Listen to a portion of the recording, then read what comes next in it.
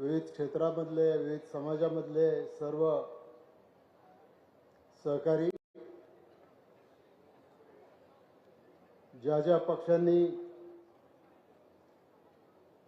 आपली उमेदवारी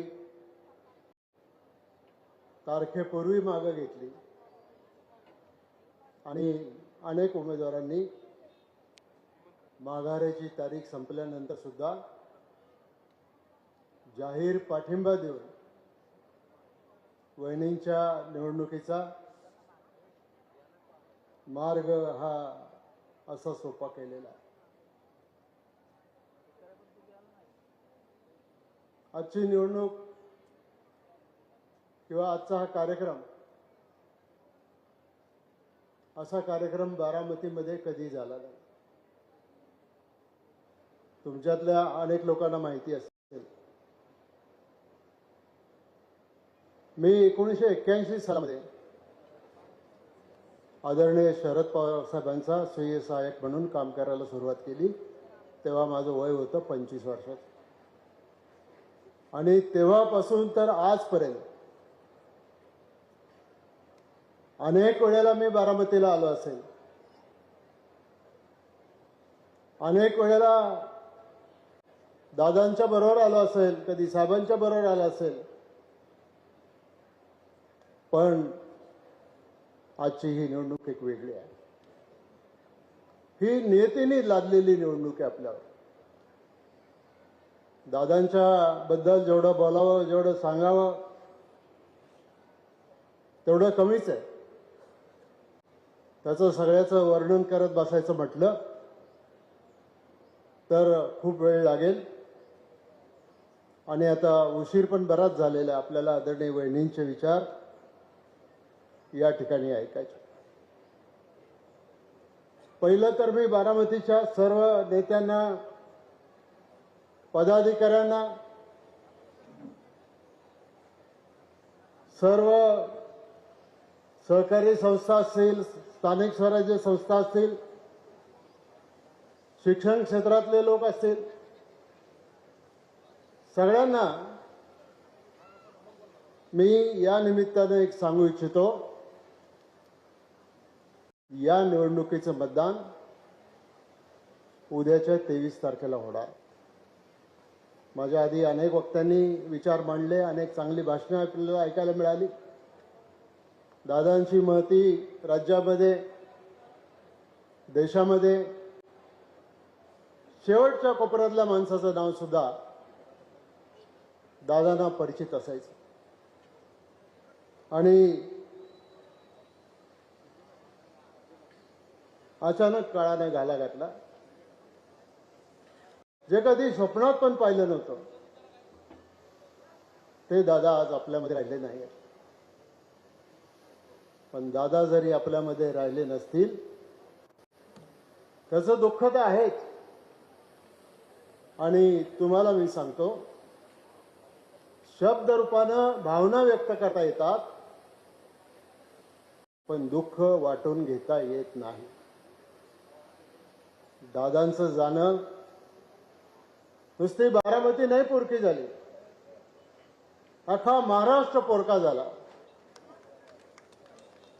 छत्रपती शिवाजी महाराज, शाहू महाराज, महात्मा ज्योतिराव फुले, डॉक्टर बाबासाहेब आंबेडकर,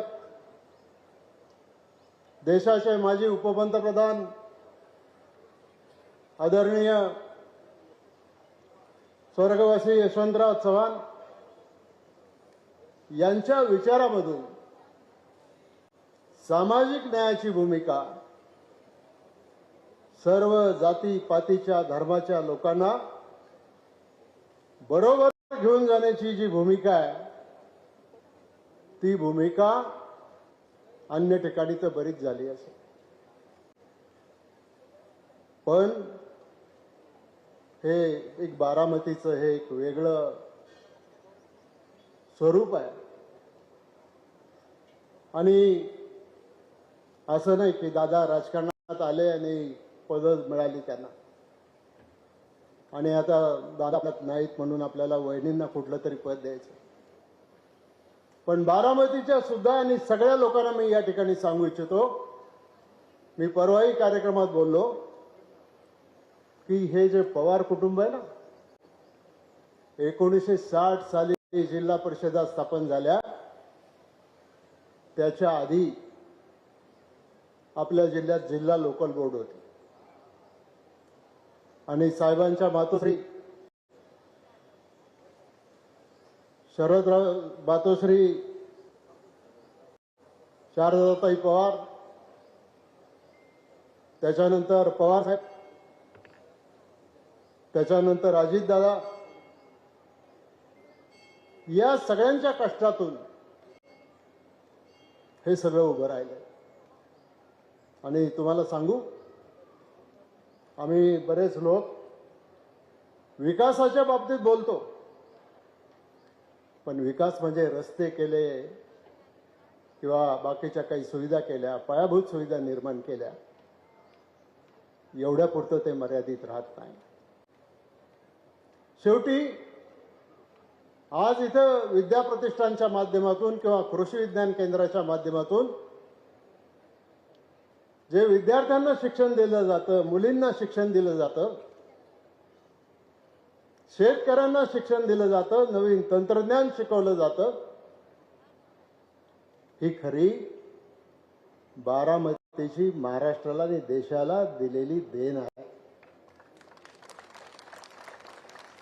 अशा किती गोष्टी सांगता येतील. पवार साहेबांनी सुद्धा जवळजवळ गेल्या 60 वर्षापेक्षा जास्त काळ या निवडणुकीच्या राजकारणामध्ये, बारामतीच्या राजकारणामध्ये, जिल्ह्याच्या राजकारणामध्ये, राज्याच्या राजकारणामध्ये, देशाच्या राजकारणामध्ये त्या ठिकाणी घालवलं. शेवटी निवडून येणारा प्रतिनिधी, आपण एक विचार करा, ठीक आहे, आता आम्ही इथं उभे आहोत, आम्ही वेळ देतोय, आम्ही काम करतोय, पण ते आमचं कर्तव्य म्हणून आम्ही ते काम करतो. आज ज्या वेळेला या पवार कुटुंबानं साहेबांच्या रूपानं 60 वर्ष जवळपास राज्याला आणि देशाला नेतृत्व दिलं आणि नंतर मग अजितदादा पवारांनी राजकारणामध्ये एंट्री केली. अजितदादा, जयंतराव पाटील, मी, आर आबा, आम्ही सगळेजण 1990 साली पहिल्यांदा आमदार झालो. अजितदादा त्याच्या आधी सुधाकरराव नाईकांच्या मंत्रिमंडळामध्ये राज्यमंत्री होते, पण निवडणुकीचे 90च्या निवडणुकीमध्ये अजितदादा लोकसभेचे सदस्य झाले आणि पवार साहेब राज्याचे मुख्यमंत्री झाले. ज्या वेळेला देशामध्ये काही राजकारण घडलं, पवार साहेबांना जसं दिल्लीच्या राजकारणात जावं लागलं, तसं अजितदादांच्याकडे महाराष्ट्राची सूत्र, काही नाही, वाढून घ्या, काही वेळ हरकत नाही, वेळ वाढून घ्या, दुसरी कोणाची सभा नाही इथे, वेळेची काळजी करू नका, कोण पोलीस इन्स्पेक्टर असतील, एक तासभर वेळ वाढून द्या, मला अर्ज देऊन टाका एक अध्यक्ष खेळकर.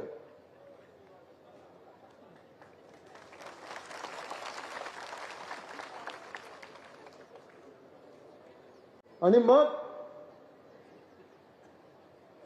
दादांनी जे राज्यामध्ये आणि सर्वत्र जे कर्तृत्व गाजवलं, ते सगळ्यांनाच सगळं करता येत असं नाही. मी सुद्धा आता 8 वेळेला सलग विधानसभेमध्ये निवडून आलो. दादाही निवडून आले अनेक वेळा. आबा दुर्दैवानं आपल्यात राहिले नाही. जयंतराव पाटील, हे का सांगतो मी, आपल्याला माहीत हे असलं पाहिजे की पवार कुटुंब म्हणजे हे फक्त राजकीय कुटुंब नाही, हे कुटुंब सर्वसमावेशक विकासाला पुढे घेऊन जाणारं, सगळ्या जाती धर्माच्या विचारांच्या न्याय देणारं कुटुंब म्हणून, मग शेती असो तंत्रज्ञान असो, शिक्षण असो, आणखीन याच्यापेक्षा कितीतरी अनेक गोष्टी या ठिकाणी झालेल्या आहेत. अजित दादांचा स्पीड वेगळाच होता. ते महाराष्ट्राचं राजकारण करत होते. ते पाणी फेकू नका कोणी, शांत बसा, कोणी पाणी फेकू नका इकडे तिकडे, जागेवर जाऊन द्या. आणि सभा संपत आलेली आहे. आता थोड्या वेळ बोलणार, थोड्या वेळ ताण सहन करा. अजून काम खूप करायचं आपल्याला. पुढचे आणखी 5-50 वर्ष काम करायचं.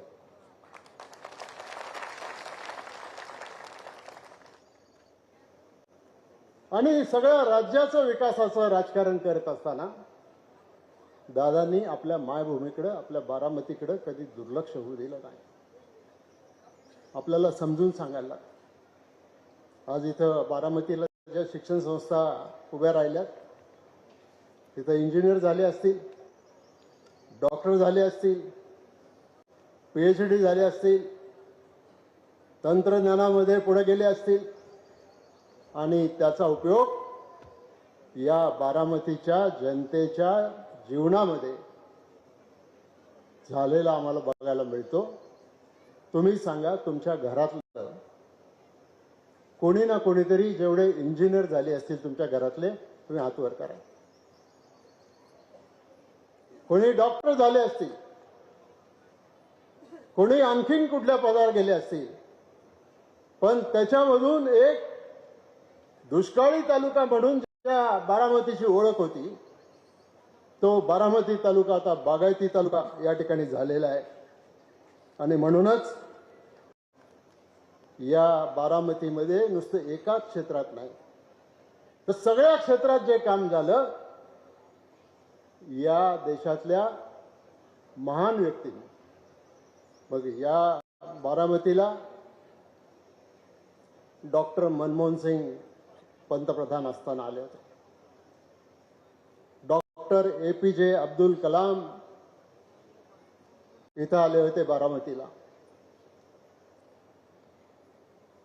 त्यामुळं त्याच्यानंतर आपले देशाचे राष्ट्रपती प्रणब मुखर्जी साहेब आले होते, मोदी साहेब आले होते.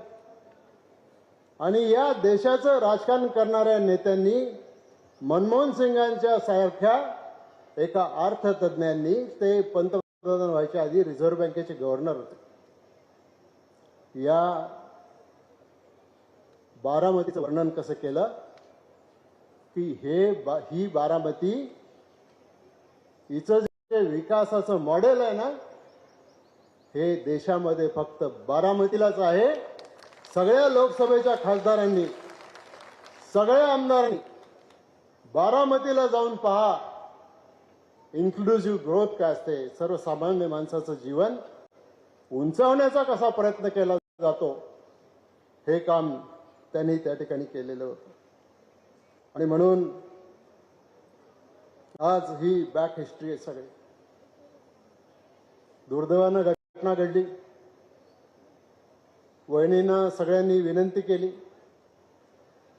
वहिनी पक्षाच्या राष्ट्रीय अध्यक्ष झाल्या, राज्याच्या उपमुख्यमंत्री झाल्या.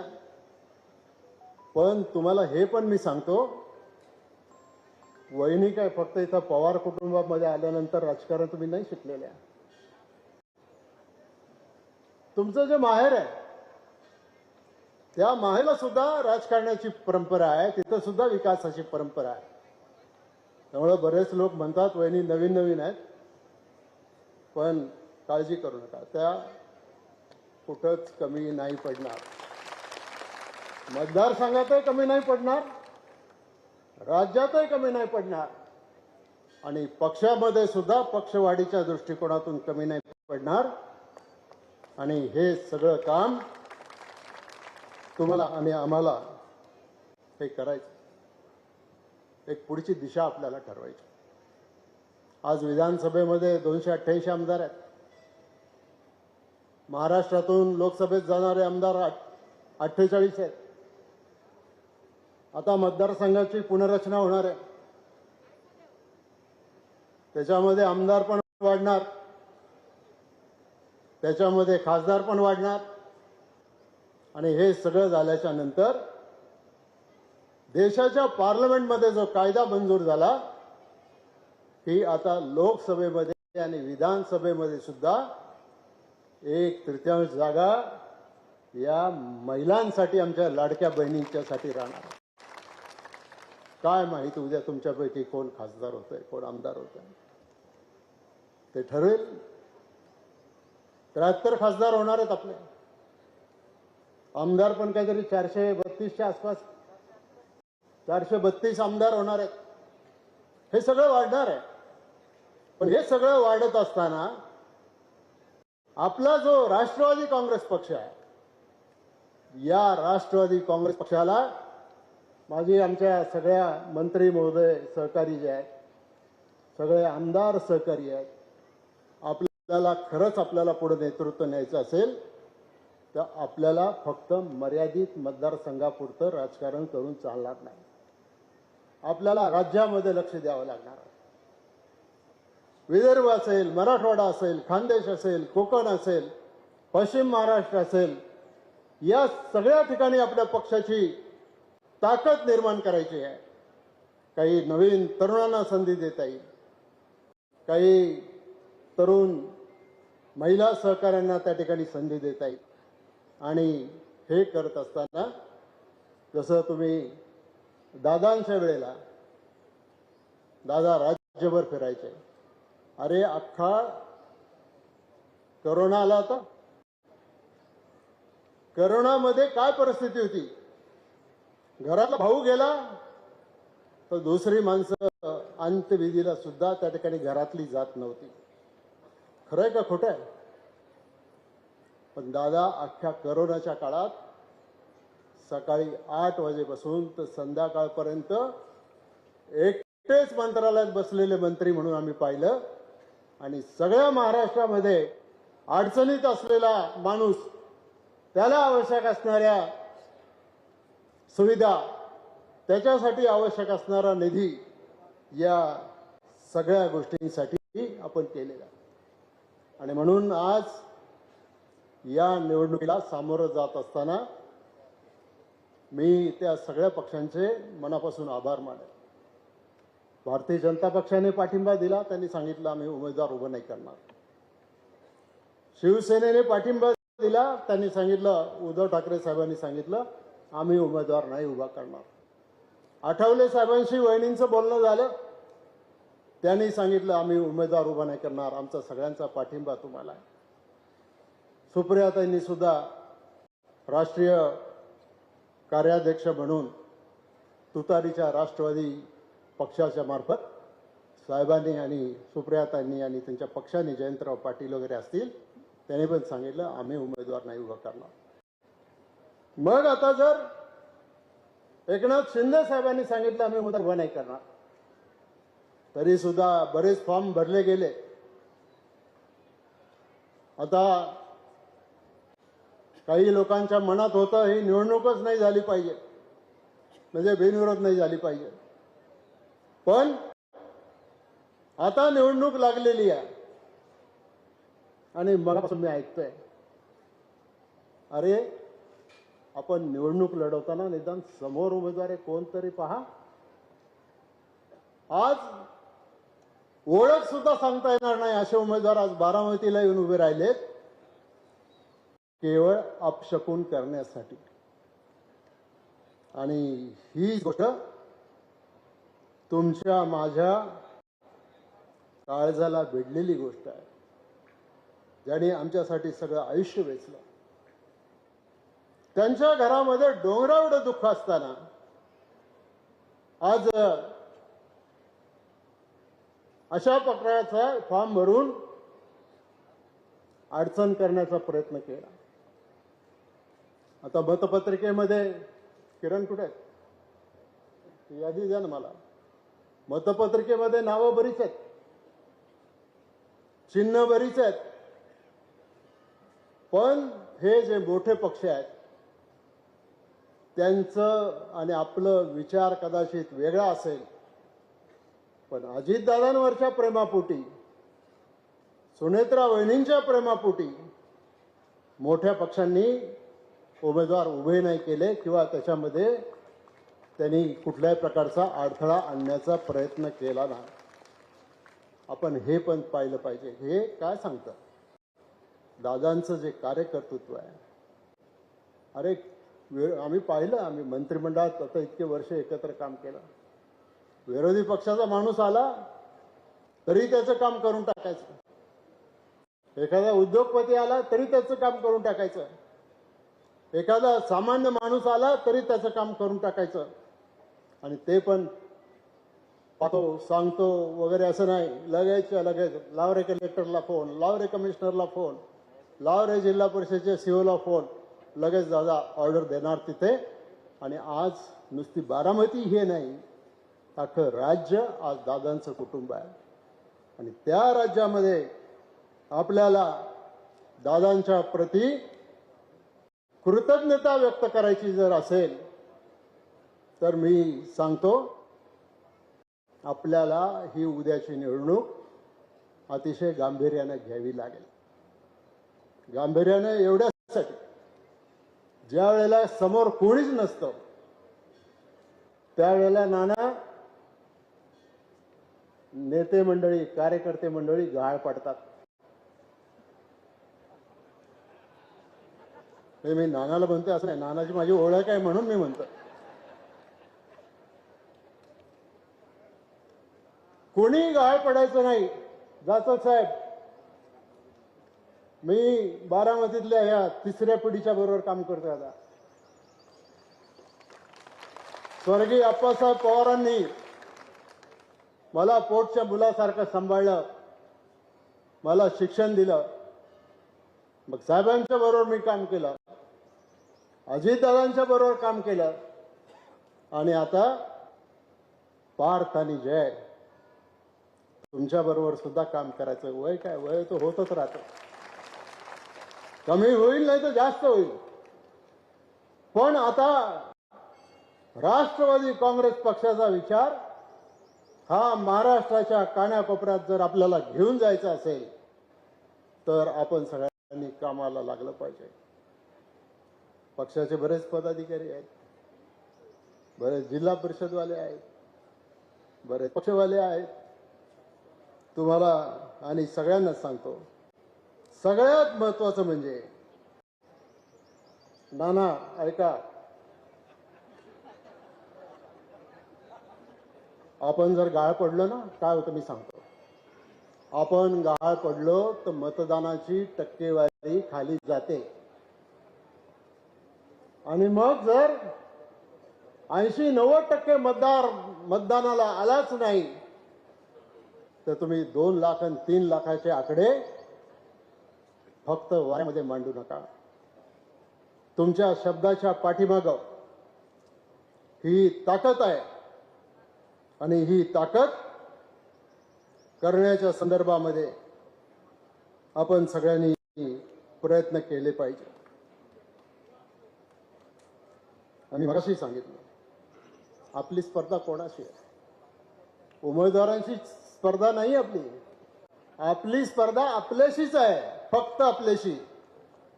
की मागच्या वेळेला आम्ही किती लाखाच्या मताने निवडून आलो होतो आणि या वेळेला आम्ही किती लाखाच्या फरकाने आदरणीय वहिनींना मतदान करून त्यांना विधानसभेमध्ये पाठवायचंय. आणि एक प्रकारची कृतज्ञतेची भावना अजितदादांनी केलेल्या कामाच्या एक उतराई होण्यासाठी आपण सगळ्यांनी त्यांना हे आपल्याला मतदान करायचं. दादांचं स्वप्न खरं करायचं. आपल्याला सगळ्यांना कृतज्ञता व्यक्त करायची आहे. माय भगिनींना सगळ्यांना सांगतो, हे पुरुष काय त्यांना मी सांगेल काय सांगायचं. पण तुमचं मतदान 50% मतदान फक्त महिलांचं. आणि जर तुम्ही 50% महिलांनी ठरवलं, त्या दिवशी आम्ही काही दुसरं काम करणार नाही. आधी माझं स्वतःचं कुटुंब, मग माझ्या परिचित लोक, मग माझ्या नात्यातले लोक, या सगळ्यांना ज्यांचं ज्यांचं इथं मतदान आहे त्यांना आणायचं. मगाशी सांगितलं, बरोबर आहे, मामाने सांगितलं, मोठ्या मोठ्या सभा घ्यायची गरज नाही. आजची ही पहिली सभा आणि शेवटची सभा. मध्ये फक्त घरोघर जाऊन प्रचार करायचा. या बारामतीचं हे पालटलेलं स्वरूप नुसत्या बारामतीकरांना दाखवायचं, तर आपल्याला हे स्वरूप देशाला दाखवायचं आहे आणि त्या दिशेने आपला पक्ष पुढे घेऊन जायचं काम करायचं आहे. मी तुम्हाला एक शब्द देतो की बाकीच्या कुठल्याही चर्चा काही कानावर आलं, हल्ली ह्या सोशल मीडिया आणि याच्यामध्ये काही ना काहीतरी येतच, पण तुम्ही काळजी करू नका. आम्ही सुनेत्रा वहिनींच्या नेतृत्वाखाली आपला हा राष्ट्रवादी पक्ष एक संघ ठेवून पुढे घेऊन जाणार आहोत आणि त्याच्यामधून आपल्याला सगळ्यांना हे काम करायचंय आणि ते काम तुम्ही करा. बाकीचे काही सामाजिक प्रश्न आहेत, बाकीचे काही आर्थिक प्रश्न आहेत, 100% प्रश्न सुटत नाही हे मला माहिती आहे. पण आज इथं सगळे, मी थांबवतो एक मिनिट. तर पुन्हा एकदा माझी विनंती, 23 तारखेला घड्याळाच्या चिन्हावर आपलं मतदान करून वहिनींना मोठ्या मताने विजय करा, एवढंच सांगतो आणि आपली रजा घेतो.